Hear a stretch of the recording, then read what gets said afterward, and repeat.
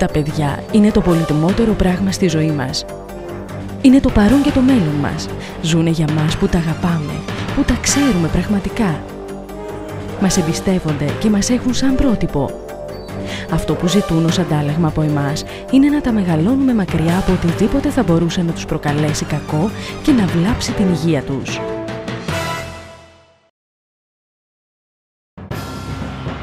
Τι είναι το παθητικό κάπνισμα?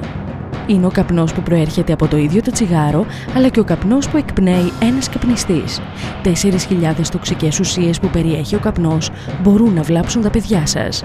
Ανάμεσά τους υπάρχουν και 60 τουλάχιστον ουσίες που αποδεδειγμένα είναι καρκινογόνες. Καμιά ποσότητα καπνού δεν είναι ασφαλής για το παιδί και το έμβριο. Ακόμα και η ελάχιστη έκθεση βλάπτει το παιδί σας.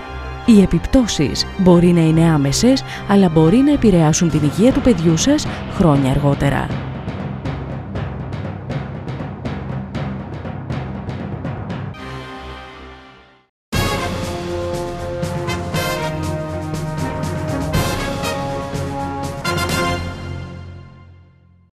Οι περισσότεροι από εμάς ξέρουμε ότι το παθητικό κάπνισμα μπορεί να επιδεινώσει το άσθμα από το οποίο πάσχει ένα παιδί.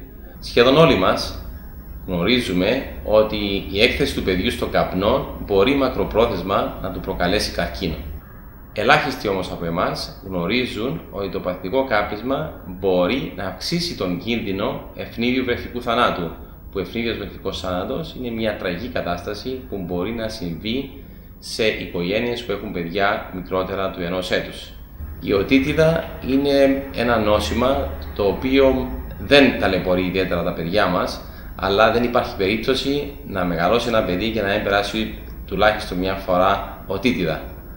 Πρέπει να ξέρουμε ότι τα παιδιά που εκτίθενται στο παθητικό κάπνισμα έχουν πολύ μεγαλύτερη πιθανότητα να παρουσιάσουν υποτροπιάζουσες οτίτιδες.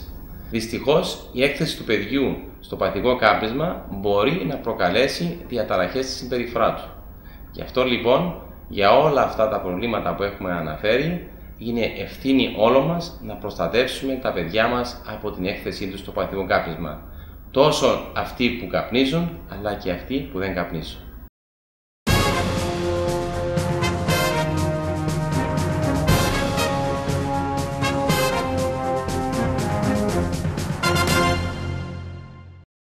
Οι γονείς πρέπει να γνωρίζουν ότι το κάπνισμα είναι ιδιαίτερα τοξικό για τα παιδιά τους. Είτε ήδη καπνίζουν, είτε βρίσκονται κάπου όπου υπάρχει καπνός στο περιβάλλον. Δηλαδή, τα παιδιά υποβάλλονται σε παθητικό κάπνισμα, αυτό είναι ιδιαίτερα τοξικό. Πρέπει να γνωρίζουν οι γονείς ότι ένα παιδί το οποίο υποβάλλεται σε παθητικό κάπνισμα λόγω του ότι, για παράδειγμα, οι γονείς του, ο πατέρας του ή η μητέρα του κάπνιζαν ή κάποιος άλλος από το περιβάλλον, μπορούμε να το αναγνωρίσουμε. Δηλαδή, είναι δυνατόν στο αίμα ή στα ούρα του παιδιού να αναγνωριστούν οι ουσίες, οι τοξικές, νοσηρές, βλαβερές ουσίες για τον οργανισμό του παιδιού, μπορούν να αναγνωριστούν και να μετρηθούν στο αίμα ή στα ούρα. Οι τοξικές επιδράσεις στον οργανισμό του παιδιού είναι πάρα πολλές. Μπορεί να είναι άμεσες, όπως για παράδειγμα βροχίτιδα, άσθμα, προβλήματα στους πνεύμονες, αλλά μπορεί να έχουν και μακροχρόνιες, πολύ αρνητικές επιδράσεις, όπως για παράδειγμα η πρόκληση καρκίνου. Γι' αυτό το λόγο, το καλύτερο δώρο που μπορούν να κάνουν οι γονείς στο παιδί τους είναι ήδη να σταματήσουν το κάπνισμα, θα το προστατεύσουν τόσο στην παιδική του ηλικία, αλλά όσο και όταν θα μεγαλώσει, θα το προστατεύσουν από πολύ σοβαρές ασθένειες, όπως είναι ο καρκίνος και οι καρδιοπάθειες. Δεν πρέπει να καπνίζουν στο σπίτι, ούτε αυτοί ούτε άλλοι.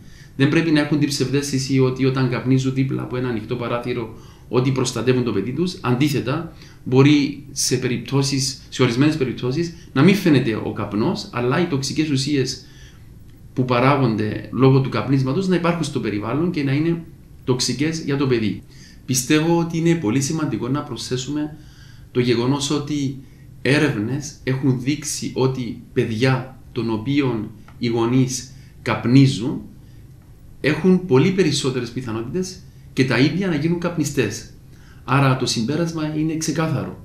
Πρέπει οι γονείς να μην καπνίζουν και έτσι βοηθούν τα παιδιά τα ίδια να μην γίνουν καπνιστές. Μην δηλητηριάζετε με καπνό τον αέρα που αναπνέω. Να θυμάστε ότι δεν υπάρχει ασφαλής έκθεση του παιδιού και του εμβρίου στον καπνό που εσείς ή και οι άλλοι καπνίζουν στο σπίτι, στο αυτοκίνητο ή και αλλού. Γι' αυτό απομακρύνετε αμέσως τα παιδιά από χώρους με καπνίζοντες. Έγκυες, προφυλάξτε το έμβριο, το πιο πολύτιμο θησαυρό σας.